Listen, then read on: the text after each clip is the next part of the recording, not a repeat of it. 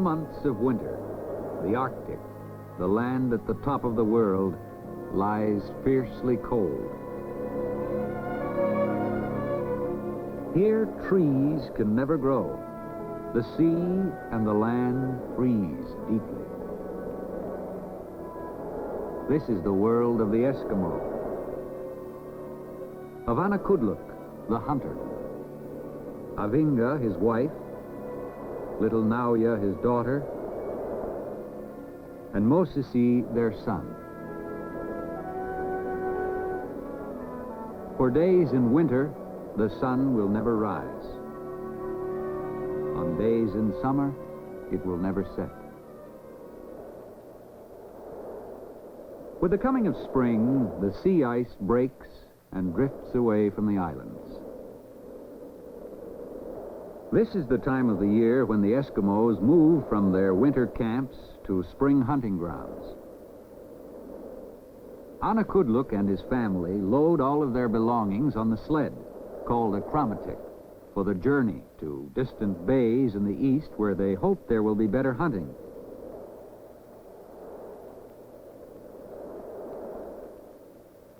Sometimes they travel with relatives or a few other families, but never in large groups, for there is seldom enough food for many mouths.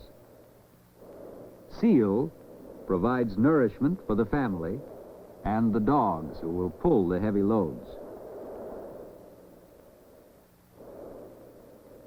Part wolf, part dog. Strong, vicious. These are no pets. But without them, the Eskimo could not manage, for there is no other way to travel. Mosisi's puppy is too young to run with the rest of the dogs, so he rides on the sled.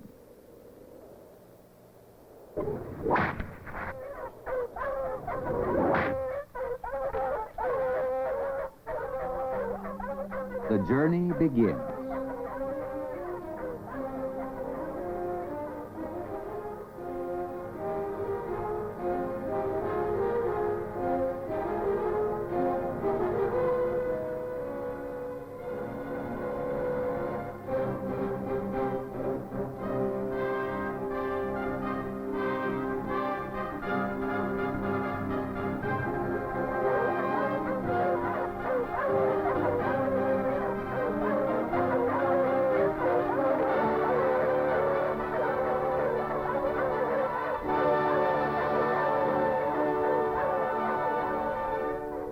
It is difficult to bring the sleds through the high ridges of ice which push up from the sea near the shore.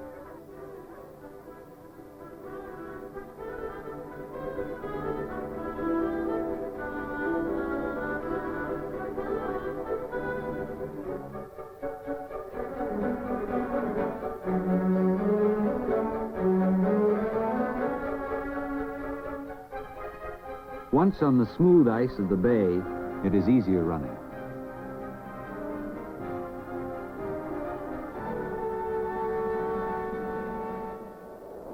Sea ice can be treacherous this time of the year. Iqaluit tests it with his harpoon, for he must know that it is solid and safe and will not break under the load of the sleds. The dogs must rest along the way. And when the family is hungry, a stop is made to eat.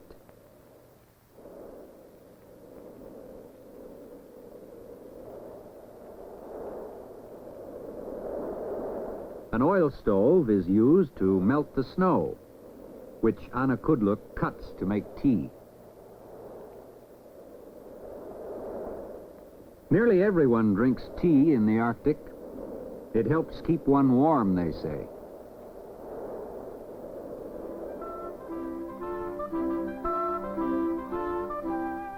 For the children, a stop along the way means a chance to play.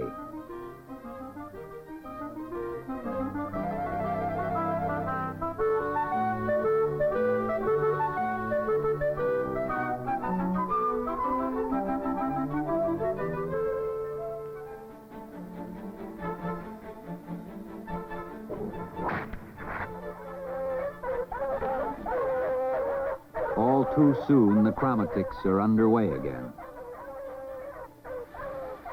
The hissing of the runners on the ice. The barking of the dogs. The sting of a freezing wind. There are many miles ahead.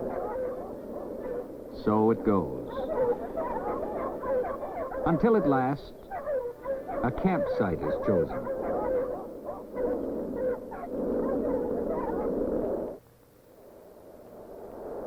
The sleds are unloaded, and it feels good to be on bare, dry land again.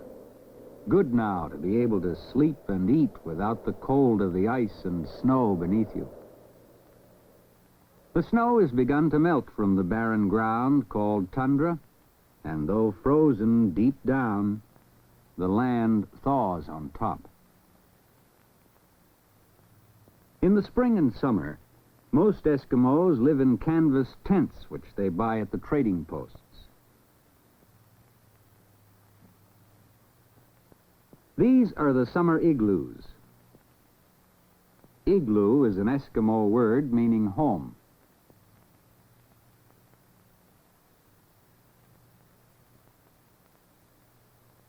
Spring is a happy time in the Arctic. The children can play ball during the long days of warmer weather. Already the Arctic berry, the pond rain, is out. It is a welcome change from seal, which is the main food of the Eskimo. Seal meat is eaten raw. The word Eskimo comes from an Indian language. It means eater of raw meat.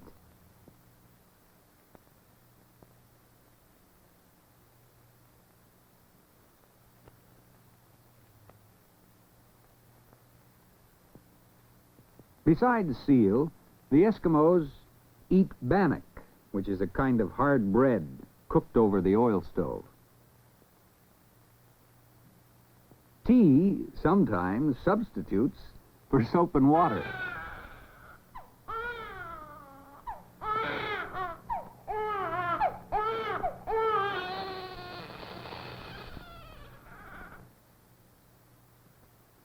After the evening meal, families gather together on the warm caribou skins in the tent and enjoy stories of great hunts and great hunters.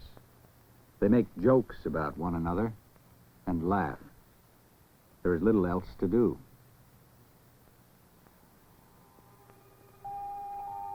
Iqaluit worries, too, about many things. The weather. Will it stay fine? Netcheck the seal. Will he show himself through the ice? There is little meat left.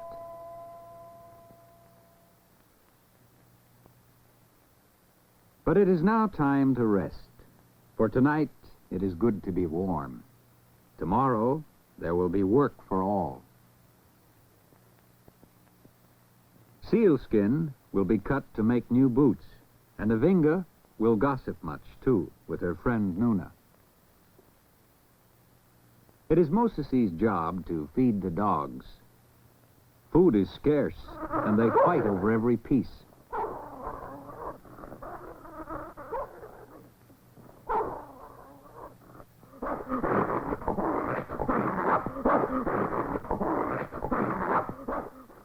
There are lessons to be learned, too. Moses must know how to use and care for a rifle. An Eskimo boy must become a good hunter, or he cannot live.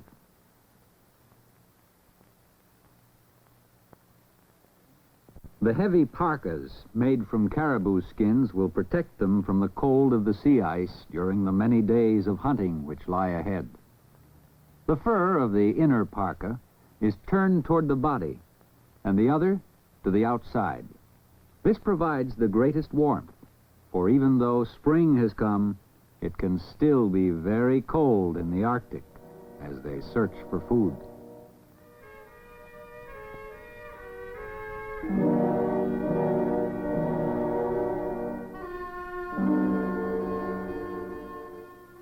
There will be many hours crouching silently behind the white blind, waiting for nervous Netchek, the seal, to come up through holes in the ice, to drowse and sun himself on the floes.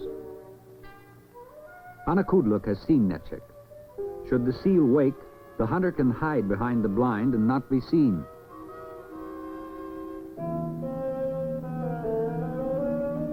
Silently, he moves closer for a better shot.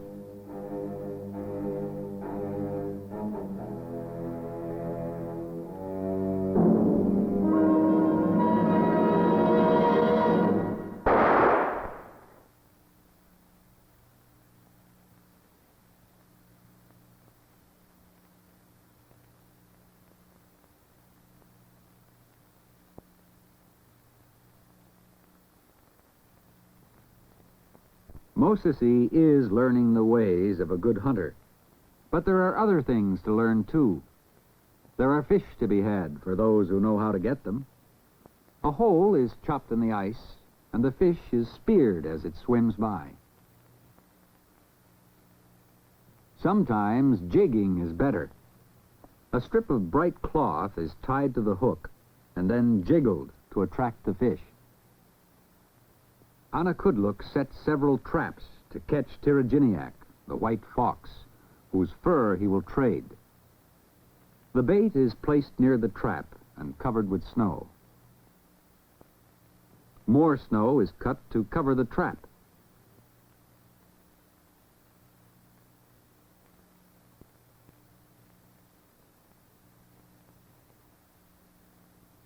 It is shaved down to a very thin layer.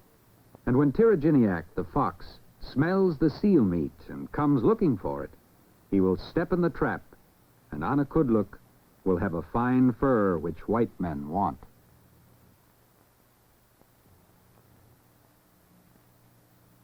Not far from the spring camping grounds is the familiar red and white Hudson Bay post, to which the family comes to trade. These visits to the post are the best times of the year. The trader is an old friend and speaks the Eskimo language. These are fine pelts, Anakudluk.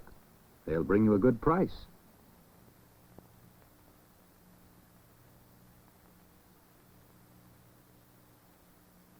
There are many things which Anakudluk can get in trade for his furs. A new rifle would be good. Ammunition is always necessary. More and more, the Eskimo depends upon goods which white men provide.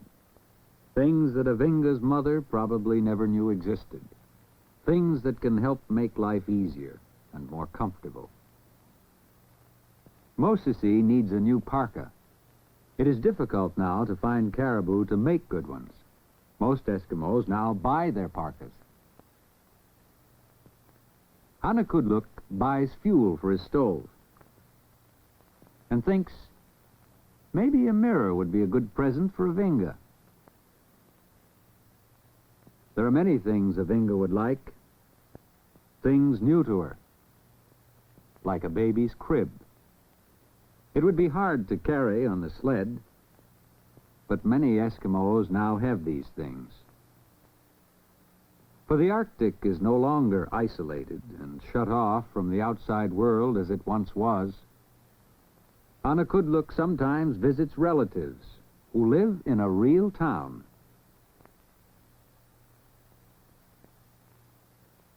Eskimos who live in regular houses have regular jobs, washing machines, and even refrigerators.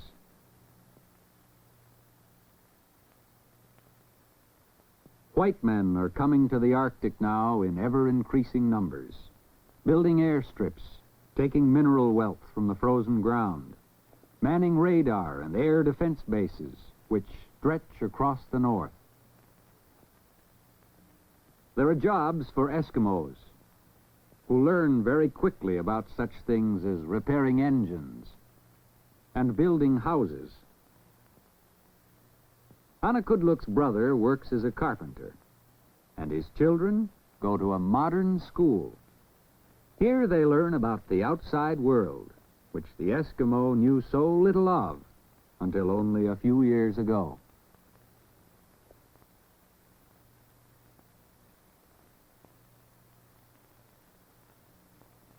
There are few Eskimos in the whole Arctic now who do not have some contact with the white man. They are adopting his dress, speech, and ways rapidly. The airplane has brought the outside world to the Arctic, and the white men who have come are doing much to change the way Iqaluit and his people have always lived. Each spring brings more change, and as he sees these new things around him, Iqaluit is glad, for to the Eskimo it means that the frozen and once lonely Arctic is becoming an easier and better place in which to live.